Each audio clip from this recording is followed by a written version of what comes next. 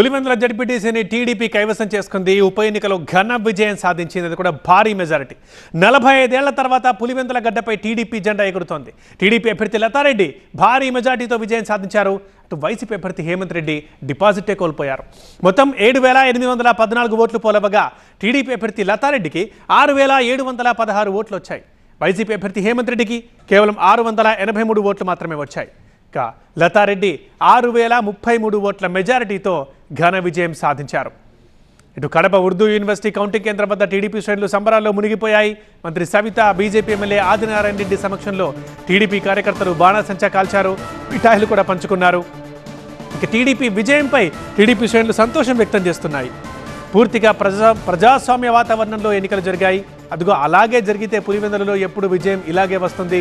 ఇన్ని రోజులు జరగలేదు కాబట్టే విజయం అటువైపు వెళ్ళింది. ఇవాళ ప్రజలందరూ స్వేచ్ఛగా వాళ్ళ ఓటు హక్కు వినియోగించుకున్నారు అండ్ వాళ్ళకి ఇష్టమైన వారికే ఓట్లేశారు. కాబట్టి ఈ గెలుపు వచ్చింది, ఈ స్థాయి మెజారిటీ వచ్చింది.